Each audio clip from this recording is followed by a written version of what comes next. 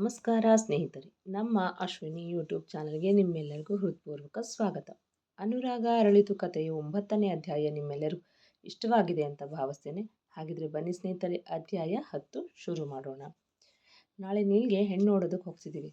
ಅದಕ್ಕೆ ಬ್ರೋಕರ್ ಮನೆಗೆ ಬಂದಿದ್ದ. ಹುಡುಗಿಯರ ಫೋಟೋ ನೋಡಿ ಒಂದಿಬ್ಬರನ್ನ ಸೆಲೆಕ್ಟ್ ಮಾಡಿದ್ದಾನೆ. ನಾಳೆ ಅವ್ರ ಮನೆಗೆ ಹೋಗೋದಿದೆ. ನಾಳೆ ನಿಮ್ಮ ಬಾಸ್ ಆಫೀಸಿಗೆ ಬರೋದಿಲ್ಲ, ಬೇಕಿದ್ರೆ ನೀನು ಬಾ ಸ್ನೇಹ ಎಂದರೆ, ನೋಡ ನಾನು ಬರೋದಿಲ್ಲ, ನೀವು ಮಾಮ್ ಹೋಗಿದ್ದು ಬನ್ನಿ ಎಂದಾಗ ಪ್ರಭಾಕರ್ ಅವರು ಬಲವಂತ ಮಾಡದೆ ಸುಮ್ಮನಾದರು. ಪೂರ್ಣಿಮಾ ಅಡುಗೆ ಮಾಡಿ ತನ್ನ ಚಿಕ್ಕಮ್ಮ ಮತ್ತು ತನ್ನ ತಂಗಿಗೆ ಊಟ ಬಡಿಸುವಾಗ ವನಿತಾ ಮತ್ತೆ ದುಡ್ಡಿನ ವಿಷಯ ಕೇಳಿದರು. ಏ ಪೂರ್ಣಿ, ದುಡ್ಡಿನ ವಿಷಯ ಏನು ಮಾಡಿದೆ ಎಂದು ಕೇಳಿದಾಗ, ಚಿಕ್ಕಮ್ಮ ಒಂದೆರಡು ಕಡೆ ಹೇಳಿಟ್ಟಿದ್ದೀನಿ, ನಾಳೆ ನೋಡೋಣ ಅಂತ ಹೇಳಿದ್ದಾರೆ. ನಾಳೆ ಹೋಗಿ ದುಡ್ಡು ಸಿಗತ್ತಾ ಅಂತ ವಿಚಾರಿಸ್ಕೊಂಡು ಬರ್ತೀನಿ ಎಂದರೆ, ಸರಿ, ದುಡ್ಡು ತರಲಿಲ್ಲ ಅಂದರೆ ಗೊತ್ತಲ್ಲ, ಮನೆಯಿಂದ ಕತ್ತು ಹಿಡ್ದು ಆಚೆ ತಳ್ತಿರ್ತೀನಿ, ಹುಷಾರ್ ಎಂದಾಗ, ಸರಿ ಚಿಕ್ಕಮ್ಮ, ನನಗೇನೋ ಒಂದು ಮಾಡ್ತೀನಿ ಎಂದಳು. ಊಟ ಆಗಿದ್ದರಿಂದ ವನಿತಾ ಮತ್ತು ಸ್ಮಿತಾ ಇಬ್ಬರು ತಟ್ಟೆಯಲ್ಲೇ ಕೈ ತೊಳೆದು ಹಾಗೆ ಬಿಟ್ಟು ರೂಮಿಗೆ ಹೋದರು. ತಾವು ತಿಂದ ತಟ್ಟೆ ಎತ್ತಿಡೋದಕ್ಕೂ ಸೋಮಾರಿತನ ಅಮ್ಮ ಮಗಳಿಗೆ. ಅವರ ತಿಂದ ತಟ್ಟೆ ಸಿಂಕಲ್ಲಿ ಹಾಕಿ ಕೈ ತೊಳೆದು ಬಂದು ತನಗೆ ಸೇರಿದಷ್ಟು ಊಟ ಮಾಡಿ ಪಾತ್ರೆಯೆಲ್ಲ ತೊಳೆದು ಅಡುಗೆ ಮನೆ ಸ್ವಚ್ಛ ಮಾಡಿ ಮಲಗಲು ಹೋದಳು ಪೂರ್ಣಿಮಾ. ಮರುದಿನ ಸೂರ್ಯದೇವ ಯಾರ ಅಪ್ಪಣೆಯೂ ಕೇಳದೆ ಭೂರಮೆಯನ್ನು ತನ್ನ ಹೊನ್ನ ಕಿರಣಗಳಿಂದ ರಂಗೇರಿಸಿ ತನ್ನ ದಿನನಿತ್ಯದ ಕಾಯಕಕ್ಕೆ ಹಾಜರಾಗಿದ್ದ. ಭಾರದ್ವಾಜ್ ಮ್ಯಾನ್ಷನ್ನಲ್ಲಿ ಸಡಗರ ಸಂಭ್ರಮ. ಚಲಪತಿ ಅವರಿಗಂತೂ ಮೊಮ್ಮಗನ ಮದುವೆನೇ ಮಾಡ್ತಿದ್ದೀನಿ ಅನ್ನೋವಷ್ಟು ಖುಷಿಯಾಗಿತ್ತು. ಪಾಪ, ಆ ಖುಷಿಗೆ ರಾತ್ರಿ ನಿದ್ದೆ ಕೂಡ ಮಾಡಿರಲಿಲ್ಲ. ಅದು ಯಾವಾಗ ಬೆಳಕಾಗುತ್ತೋ ಎಂದು ಕಾಯುವುದೇ ಆಗಿತ್ತು. ನೀಲ್ ದಿನನಿತ್ಯದಂತೆ ಎದ್ದು ಜಾಗಿಂಗ್ ಮುಗಿಸಿಕೊಂಡು ಬಂದು ಜಿಮ್ ಮಾಡಿ ಸ್ನಾನ ಮಾಡಿಕೊಂಡು ತಿಂಡಿ ತಿನ್ನೋದಕ್ಕೆ ಡೈನಿಂಗ್ ಟೇಬಲ್ನ ಚೇರ್ ಎಳೆದು ಕೂತ. ಮೊಮ್ಮಗನಿಗೆ ತಾತನ ಮುಖದಲ್ಲಿದ್ದ ಖುಷಿ ಎದ್ದು ಕಾಣುತ್ತಿತ್ತು. ಏನು ತಾತ, ಫುಲ್ ಶೈನಿಂಗು, ಹೆಣ್ಣು ನೋಡೋಕೆ ಹೋಗ್ತಿರೋದು ನನಗ ಅಥವಾ ನಿಮ್ಗ ಅಂತ ಕನ್ಫ್ಯೂಸ್ ಆಗ್ತಿದೆ ಎಂದು ಚಲಪತಿಯವರ ಕಾಲೆಳೆಯಲು, ಹೋಗೋ ತರ್ಲೆ ಎಂದವರು, ನೀಲ್, ನಿಜ ಹೇಳ್ತಿದ್ದೀನಿ, ನೀನು ಮದುವೆಗೆ ಒಪ್ಪಿದ್ದು ನನಗಂತೂ ತುಂಬಾ ಖುಷಿಯಾಗಿದೆ ಕಣೋ. ಆದಷ್ಟು ಬೇಗ ಯಾವುದಾದ್ರೂ ಹುಡುಗಿ ನಿನಗೆ ಇಷ್ಟ ಆಗಿ ಬೇಗ ಮದುವೆ ಮಾಡಿದ್ರೆ ನನಗೂ ಸಮಾಧಾನ. ಹಾಗೆ ಬೇಗ ನೀನು ನನಗೆ ಮೊಮ್ಮಗನೋ ಇಲ್ಲ ಮೊಮ್ಮಗಳನ್ನೋ ಕೊಟ್ಟರೆ ಅವ್ರನ್ನ ಎತ್ತಿ ಆಡಿಸಿ ಆ ಸಂಭ್ರಮನ ಕಣ್ತುಂಬ ನೋಡಿ ಆನಂದಪಟ್ಟು ಶಿವನ ಪಾದ ಸೇರ್ಕೋತೀನಿ ಎಂದರು ಕಣ್ತುಂಬಿಕೊಂಡು. ತಾತ ಪ್ಲೀಸ್, ಹಾಗೆಲ್ಲ ಹೇಳಬೇಡಿ. ನೀವಿಲ್ಲದೆ ಇರೋ ಜೀವನ ನನಗೆ ಊಹಿಸ್ಕೊಳ್ಳೋದಕ್ಕೂ ಆಗಲ್ಲ. ನೀವು ಇನ್ನೂ 100 ವರ್ಷನಾದರೂ ಚೆನ್ನಾಗಿರಬೇಕು. ಇನ್ನೊಂದು ಸಾರಿ ನೀವು ಏನಾದರೂ ಈ ರೀತಿ ಎಲ್ಲ ಮಾತಾಡಿದ್ರೆ ನಾನು ಲಂಡನ್ ವಾಪಸ್ ಹೊರಟು ಹೋಗ್ತೀನಿ. ನಾನು ಲಂಡನ್ನಿಂದ ಬಂದಿದ್ದೆ ನಿಮಗೋಸ್ಕರ ಅಂತ ನಿಮಗೂ ಗೊತ್ತು. ಹೀಗೆಲ್ಲ ಮಾತಾಡಿ ನನಗೆ ವಾಪಸ್ ಹೋಗೋ ಹಾಗೆ ಮಾಡಬೇಡಿ ಎಂದ ಕೋಪದಿಂದ. ಇಲ್ಲ ನೀಲ್, ನೀನು ವಾಪಸ್ ಹೊರಟೋದ್ರೆ ನಾನು ಒಂಟಿಯಾಗಿ ಇಲ್ಲಿ ಹೇಗಿರಲಿ? ನನಗಾದರೂ ನಿನ್ನ ಬಿಟ್ಟು ಯಾರಿದ್ದಾರೆ ಹೇಳು? ಏನೋ ಖುಷಿಗೆ ಹಾಗೆ ಹೇಳಿದೆ ಅಷ್ಟೆ. ಈ ನಿನ್ನ ತಾತ ಗಟ್ಟಿ ಪಿಂಡ ಕಣೋ, ಇಷ್ಟು ಬೇಗ ಸಾಯೋದಿಲ್ಲ, ನೀನೇನು ಬೇಜಾರಾಗಬೇಡ ಎಂದರು ಅವನ ಕೋಪ ಕಡಿಮೆ ಮಾಡಲು. ಅದು ಬಿಡು, ನೀನಿನ್ನೂ ಯಾಕೆ ರೆಡಿಯಾಗಿಲ್ಲ ಎಂದು ಕೇಳಿದಾಗ, ತಾತ 11 ಗಂಟೆಗೆ ತಾನೇ ಹೋಗೋದು, ಈಗಿನ್ನೂ 8 ಗಂಟೆ, ಹೋಗೋದಕ್ಕಿನ್ನೂ 3 ಗಂಟೆ ಬಾಕಿ ಇದೆ. ಆಫೀಸ್ನಲ್ಲಿ ನನಗೆ ಒಂಚೂರು ಕೆಲಸ ಇದೆ, ಅದನ್ನು ಮುಗಿಸ್ಕೊಂಡು ಸೀದಾ ನಾನು ಅಲ್ಲೇ ಬರ್ತೀನಿ, ನೀವು ಮುಂದೆ ಹೋಗಿರಿ ಎಂದರೆ, ಅದೆಲ್ಲ ಆಗಲ್ಲ ನೀಲ್, ನಿನ್ನೆನೇ ಹೇಳಿದ್ದೆ ತಾನೇ, ಇವತ್ತು ಯಾವ ಕೆಲಸನೂ ಇಟ್ಕೋಬೇಡ, ಪೋಸ್ಟ್ಪೋನ್ ಮಾಡುವಂತ ಎಂದು ಕೇಳಿದರೆ, ಅದು ಹಾಗಲ್ಲ ತಾತ, ಒಂದೆರಡು ಮೇಲ್ ಕಳಿಸೋದಿದೆ, ಇಟ್ಸ್ ವೆರಿ ಇಂಪಾರ್ಟೆಂಟ್, ಅದಕ್ಕೆ ನೀವು ಹೋಗಿರಿ, ನಾನು ಕರೆಕ್ಟ್ ಟೈಮ್ಗಲ್ಲಿ ಇರ್ತೀನಿ ಎನ್ನಲು, ಅದೆಲ್ಲ ಏನೂ ಬೇಡ, ನಿನ್ನ ಮನೆಯಿಂದಾನೇ ಮೇಲ್ ಕಳಿಸು, ಹಾಗೆ ನಾವು ಒಟ್ಟಿಗೆ ಹೋಗೋಣ ಆ್ಯಂಡ್ ದಟ್ಸ್ ಫೈನಲ್ ಎಂದರು ತೀರ್ಪು ಹೇಳುವವರಂತೆ. ತಾತ ಪ್ಲೀಸ್, ಬೇಗ ಬಂದುಬಿಡ್ತೀನಿ ಎಂದು ಅನುನಯಿಸಲು ನೋಡಿದಾಗ, ನೀನು ಸುಮ್ಮನೆ ತಿಂಡಿ ತಿನ್ನು, ನಾನು ನೆನ್ನೆನೇ ಹೇಳಿದ್ದೀನಿ, ಮಾತಾಡಾಗಿದೆ, ಇದ್ರ ಬಗ್ಗೆ ಏನು ಚರ್ಚೆ ಬೇಡ ಎಂದರು ಕಡ್ಡಿ ತುಂಡಾದಂತೆ. ಸರಿ ತಾತ ಎಂದು ತಿಂಡಿ ತಿಂದು ಮೇಲ್ ಕಳಿಸೋದಕ್ಕೆ ರೂಮಿಗೆ ಹೋದ. ಪೂರ್ಣಿಮಾ ಎಂದಿನಂತೆ ಅಡುಗೆ ಕೆಲಸ ಮಾಡಿ ತನಗೆ ಡಬ್ಬಿ ಕಟ್ಟಿಕೊಂಡು ಆಫೀಸ್ಗೆ ಹೊರಟಳು. ಆಫೀಸಿಗೆ ಬಂದ ಪೂರ್ಣಿಮಾ ದುಡ್ಡಿನ ಬಗ್ಗೆ ರವಿ ಹತ್ತಿರ ವಿಚಾರಿಸಿದರು. ಅಣ್ಣ, ಇವತ್ತಾದರೂ ಹೋಗಿ ಭೇಟಿ ಮಾಡೋಣವಾ? ಸಾಧ್ಯ ಆದರೆ ಇವತ್ತೇ ದುಡ್ಡು ಕೂಡ ಇಸ್ಕೊಂಡು ಬರೋಣ ಎಂದರೆ, ಸರಿ ನಮ್ಮ, ಮಧ್ಯಾಹ್ನ ಲಂಚ್ ಅವರ್ನಲ್ಲಿ ಹೋಗೋಣ ಎಂದ ರವಿಗೆ, ತುಂಬ ಥ್ಯಾಂಕ್ಸ್ ಅಣ್ಣ, ಹಾಗೆ ಮಾಡೋಣ ಎಂದಳು ಖುಷಿಯಿಂದ. ಸರಿ ನಮ್ಮ, ಕೆಲಸದ ಕಡೆ ಗಮನ ಕೊಡು, ಇಲ್ಲಾಂದರೆ ಬಾಸ್ ಬೈತಾರೆ ಎಂದಾಗ ಪೂರ್ಣಿಮಾ ಹೋಗಿ ತನ್ನ ಕೆಲಸದ ಕಡೆ ಗಮನ ಹರಿಸಿದಳು. ಸರಿಯಾಗಿ 11 ಗಂಟೆಗೆ ಪ್ರಭಾಕರ್ ಮತ್ತು ಅವರ ಹೆಂಡತಿ ವತ್ಸಲ ಭಾರದ್ವಾಜ್ ಮ್ಯಾನ್ಷನ್ಗೆ ಬಂದರು. ಚಲಪತಿಯವರು ಆಗಲೇ ತಯಾರಾಗಿ ನೀಲ್ಗೋಸ್ಕರ ಕಾಯುತ್ತಾ ಕೂತಿದ್ದರು. ಓ ಪ್ರಭಾಕರ್, ಬಾರಮ್ಮ ವತ್ಸಲ, ಬನ್ನಿ ಬನ್ನಿ ಎಂದು ಒಳ ಕರೆದರು ಚಲಪತಿಯವರು. ಇಬ್ಬರು ಬಂದು ತಾತನ ಎದುರಿಗಿದ್ದ ಸೋಫಾದ ಮೇಲೆ ಕೂತರು. ಪ್ರಭಾಕರ್ ಸುತ್ತಲೂ ಕಣ್ಣಾಡಿಸುತ್ತಾ, ನೀಲೆಲ್ಲಿ ಕಾಣಿಸ್ತಿಲ್ಲ ಸರ್ ಎನ್ನಲು ರೆಡಿ ಆಗ್ತಿದ್ದಾನೆ. ಅದೇನೋ ಮೇಲ್ ಕಳಿಸೋದಿತ್ತು ಅಂತ ಇಷ್ಟೊತ್ತಿನ ತನಕ ವರ್ಕ್ ಮಾಡ್ತಿದ್ದ. ಅವನು ಬರೋ ಅಷ್ಟರಲ್ಲಿ ತಿಂಡಿ ಕಾಫಿ ಮಾಡ್ಕೊಂಡು ಬಿಡಿ ಎಂದಾಗ, ಬೇಡ ಸರ್, ಮನೆಯಿಂದ ಬರ್ತಾನೆ ತಿಂಡಿ ಕಾಫಿ ಮಾಡ್ಕೊಂಡು ಬಂದ್ವಿ ಎಂದರು ಪ್ರಭಾಕರ್. ಮತ್ತೆ ಸ್ನೇಹ ಪುಟಿ ಹೇಗಿದ್ದಾಳೆ? ಏನಮ್ಮ ವತ್ಸಲ, ಈ ಕಡೆ ಬರೋದೇ ಅಪರೂಪ ಆಗೋಗಿದೆ ಎಂದು ಮಾತಿಗಿಳಿದರು. ಹಾಗೇನಿಲ್ಲ ಸರ್, ಈ ಕಡೆ ಬರೋ ಸಂದರ್ಭ ಬಂದಿರಲಿಲ್ಲ, ಹಾಗಾಗಿ ಬರಲಿಲ್ಲ. ಸ್ನೇಹನೂ ಚೆನ್ನಾಗಿದ್ದಾಳೆ ಎಂದಾಗ, ಅವಳನ್ನು ಕರ್ಕೊಂಡು ಬಂದಿದ್ರೆ ಚೆನ್ನಾಗಿರೋದು ಎಂದರು.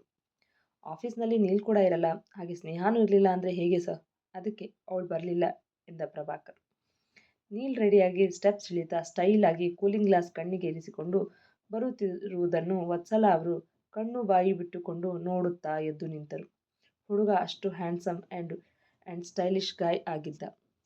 ವತ್ಸಲ ಮನಸ್ಸಲ್ಲೇ, ಹುಡುಗ ಎಷ್ಟು ಹ್ಯಾಂಡ್ಸಮ್ ಆಗಿದ್ದಾನೆ, ಕೋಟಿ ಕೋಟಿ ಆಸ್ತಿಗೆ ಒಬ್ಬನೇ ವಾರಸ್ತಾರ, ಯಾವ ಹುಡುಗಿ ಬೇಕಾದರೂ ಕಣ್ಣು ಮುಚ್ಚಿ ಒಪ್ಕೊಳ್ತಾಳೆ. ಆದರೆ ನಮ್ಮ ಸ್ನೇಹಾಗೆ ಯಾಕೆ ಹುಡುಗ ಇಷ್ಟ ಆಗಲಿಲ್ಲ? ಅಲ್ಲ, ನನ್ನ ಮಗಳಿಗೆ ಚೂರು ಬುದ್ಧಿ ಇಲ್ಲ, ಅವನನ್ನು ಮದುವೆ ಆದಮೇಲೆ ಬದಲಾಯಿಸ್ಬೋದಲ್ವಾ ಎಂಬ ಆಲೋಚನೆ ಸುಳಿದು ಹೋಯಿತು. ಕೆಳಗಡೆ ಬಂದ ನೀಲ್ ಪ್ರಭಾಕರ್ ಅವರನ್ನು ನೋಡಿ ಸ್ಮೈಲ್ ಮಾಡುತ್ತಾ, ಹಾಯ್ ಅಂಕಲ್ ಎಂದವ. ತಾತ ಹೊರಡೋಣವಾ ಎಂದ. Neel tight red T shirt, blue jeans pant, ಕಣ್ಣಿಗೆ ಬ್ಲ್ಯಾಕ್ ಕಲರ್ ಕೂಲಿಂಗ್ ಗ್ಲಾಸ್, ಎಡಗೈಯಲ್ಲಿ ಸಿಲ್ವರ್ ಕಲರ್ ವಾಚ್, ಬಲಗೈಯಲ್ಲಿ ಆ್ಯಪಲ್ ಐಫೋನ್ ಹಿಡಿದುಕೊಂಡು ಸ್ಟೈಲ್ ಆಗಿ ಸ್ಟೆಪ್ಸ್ ಇಳಿತಾ ಬರ್ತಿದ್ರೆ, ನೀಲ್ನ ಹೀರೋ ಲುಕ್ಗೆ ಫಿದಾ ಆಗದೇ ಇರುವವರು ಯಾರೂ ಇರಲಿಲ್ಲ. ಅವನ ಅಂದ ಚಂದ, ಅವನ ಕಣ್ಣಲ್ಲಿರೋ ಹೊಳಪು ಯಾರನ್ನಾದರೂ ತಕ್ಷಣ ತನ್ನತ್ತ ಸೆಳೆಯುವ ಗುಣ ಬೈ ಬರ್ತ್ ಬಂದಿತ್ತು ನೀಲ್ಗೆ.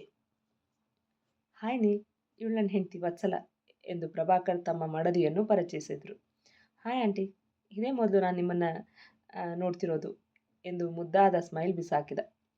ಹೊರಡೋಣ, ಮುಹೂರ್ತ ಮೀರುತ್ತೆ ಎಂದು ಅವಸರಿಸಿದರು ಚಲಪತಿ. ವತ್ಸಲ ಮತ್ತೊಮ್ಮೆ ಮನಸ್ಸಲ್ಲೇ, ಅಲ್ಲ, ಹುಡುಗ ಯಾವ ಹೀರೋಗೂ ಕಮ್ಮಿ ಇಲ್ಲ, ಆದರೆ ಮದುವೆ ಯಾಕೆ ಬೇಡ ಅಂತಿದ್ದಾನೆ, ವಿಚಿತ್ರವಾಗಿದೆ ಇವನ ಕ್ಯಾರೆಕ್ಟರ್ ಎಂದು ಇನ್ನೂ ತಮ್ಮ ಆಲೋಚನೆಯಲ್ಲೇ ಮುಳುಗಿರೋ ಒಡದಿಯನ್ನು ಎಚ್ಚರಿಸಿದ ಪ್ರಭಾಕರ್ ಕಾರ್ ಕಡೆ ನಡೆದರು. ತಾತ ಮತ್ತು ನೀಲ್ ಒಂದು ಕಾರಲ್ಲಿ ಹೊರಟ್ರೆ, ಪ್ರಭಾಕರ್ ಮತ್ತು ಅವರ ಹೆಂಡತಿ ಇನ್ನೊಂದು ಕಾರಲ್ಲಿ ಅವರನ್ನು ಫಾಲೋ ಮಾಡಿದರು. ಬ್ರೋಕರ್ ರಾಮಪ್ಪ ಡೈರೆಕ್ಟಾಗಿ ಹೆಣ್ಣಿನ ಮನೆಗೆ ಬರುತ್ತೇನೆ ಎಂದು ಹೇಳಿದ್ದ, ಹಾಗಾಗಿ ಈ 4 ಜನ ಮಾತ್ರ ಹೆಣ್ಣಿನ ಮನೆ ಕಡೆ ಹೊರಟರು. ರಾಮಪ್ಪ ಪ್ರಭಾಕರ್ ಅವರಿಗೆ ಕಾಲ್ ಮಾಡಿ, ಇನ್ನೂ ಎಷ್ಟೊತ್ತಾಗತ್ತೆ ಬರೋದಕ್ಕೆ ಎಂದು ಕೇಳಿದಾಗ, ಹೊರಟಿದ್ದೀವಿ, ಇನ್ನೊಂದು ಅರ್ಧ ಗಂಟೆಯಲ್ಲಿ ಅಲ್ಲಿರ್ತೀವಿ ಎಂದು ಹೇಳಿ ಕಾಲ್ ಕಟ್ ಮಾಡಿದರು. 2 ಕಾರುಗಳು ಹೋಗಿ ನಿಂತಿದ್ದು ಒಂದು ದೊಡ್ಡ ಬಂಗಲೆಯ ಮುಂದೆ. ಇವರು ಬರುವ ದಾರಿಯನ್ನು ಕಾಯುತ್ತಾ ಬ್ರೋಕರ್ ರಾಮಪ್ಪ ಗೇಟ್ ಹತ್ತಿರನೇ ನಿಂತಿದ್ದ ಇವರುಗಳನ್ನು ಬರಮಾಡಿಕೊಳ್ಳಲು. ಇವರು ಕಾರ್ ನಿಂತಿದ್ದು ನೋಡಿ ರಾಮಪ್ಪ ತಾನೇ ಹೋಗಿ ಚಲಪತಿಯವರ ಕಡೆ ಡೋರ್ ತೆರೆದು, ಬನ್ನಿ ಬನ್ನಿ ರಾಯ್ರೆ ಎಂದು ಒಳಗಡೆ ಕರೆಯಲು ತಾತನ ಜೊತೆ ಮೊಮ್ಮಗನು ಒಳಗಡೆ ಹೋದ. ಇವರುಗಳ ಹಿಂದೆಯೇ ಪ್ರಭಾಕರ್ ಮತ್ತು ವತ್ಸಲ ಕೂಡ ನಡೆದರು.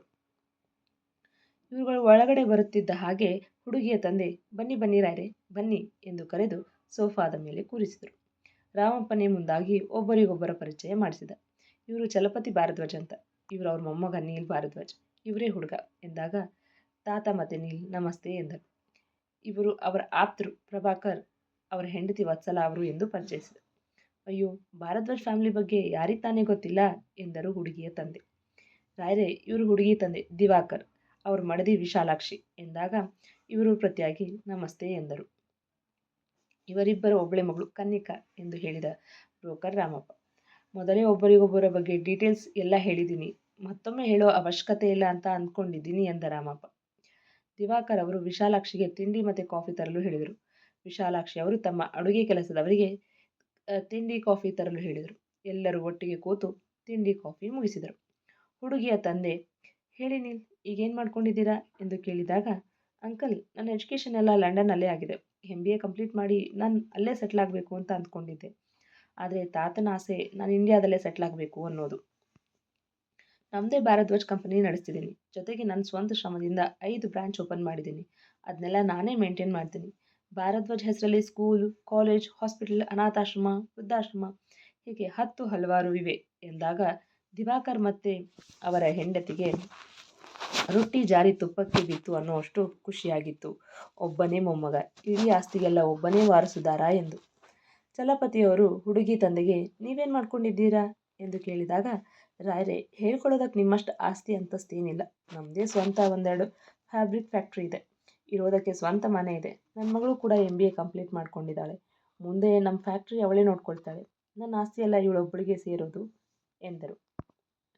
ಸರಿ, ಹಾಗಿದ್ರೆ ಆ ಹುಡುಗಿನ ಕರೆಸಿ ನೋಡೋಣ ಎಂದರು ಚಲಪತಿಯವರು. ದಿವಾಕರ್ ಅವರು ತಮ್ಮ ಹೆಂಡತಿಗೆ ಮಗಳನ್ನು ಕರೆದುಕೊಂಡು ಬರೋದಕ್ಕೆ ಹೇಳಿದಾಗ ವಿಶಾಲಾಕ್ಷಿ ಹೋಗಿ ತಮ್ಮ ಮಗಳನ್ನು ಕರೆದುಕೊಂಡು ಬಂದರು. ಹುಡುಗಿ ಏನು ಸೀರೆ ಉಟ್ಟಿರಲಿಲ್ಲ. ಒಂದು ಪುಟ್ಟ ಫ್ರಾಕ್ ಹಾಕಿಕೊಂಡು ಫುಲ್ ಮಾಡರ್ನ್ ಆಗಿದ್ದಳು. ನಗುತ್ತಾ ತನ್ನ ತಂದೆ ತಾಯಿಯ ಪಕ್ಕ ಬಂದು ಕೂತಳು. ಚಲಪತಿ ಅವರಿಗೆ ಹುಡುಗಿ ಏನೂ ಇಷ್ಟ ಆಗಿರಲಿಲ್ಲ. ಆದರೆ ಮೊಮ್ಮಗ ಫೋಟೋ ನೋಡಿ ಸೆಲೆಕ್ಟ್ ಮಾಡಿದ್ದ. ಹಾಗಾಗಿ ನೋಡೋದಕ್ಕೆ ಬಂದಿದ್ದರು. ಇವಳಂಥ ಸಾವಿರಾರು ಮಾಡರ್ನ್ ಹುಡುಗಿಯರನ್ನು ಮಿನಿ ಮಿಡ್ಡಿ ಸ್ಕರ್ಟ್ ಬಿಕಿನಿ ಹಾಕಿರೋರನ್ನು ನೋಡಿರೋ ನೀಲ್ಗೆ ಕನ್ನಿಕಾ ಬಾಡಿ ಆಗಲಿ ಅವಳ ಬಟ್ಟೆ ಆಗಲಿ ಅವನನ್ನು ಸೆಳೆಯಲಿಲ್ಲ. ಕನ್ನಿಕಾ ನೀಲ್ನ ನೋಡಿ ಮೋಹಕವಾಗಿ ನಕ್ಕಳು. ನೀಲ್ ಬೇಕಾಬಿಟ್ಟಿ ಒಂದು ಸ್ಮೈಲ್ ಬಿಸಾಕಿದ. ತಾತ ಹುಡುಗಿಯ ಓದು, ಕೆಲಸ, ಮುಂದೆ ಏನು ಮಾಡಬೇಕು ಅಂತಿರೋದ್ರ ಬಗ್ಗೆ ವಿಚಾರಿಸಿದರು. ಮುಂದುವರಿಯುವುದು. ಕೇಳಿದ್ರಲ್ವಾ ಸ್ನೇಹಿತರೆ, ಅನುರಾಗ ಅರಳಿತು ಕಥೆಯ 10ನೇ ಅಧ್ಯಾಯ.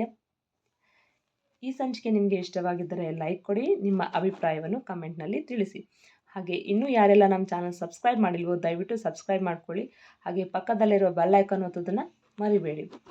ಮತ್ತೆ ಮುಂದಿನ ಸಂಚಿಕೆಯಲ್ಲಿ ಸಿಗೋಣ. ಧನ್ಯವಾದಗಳು.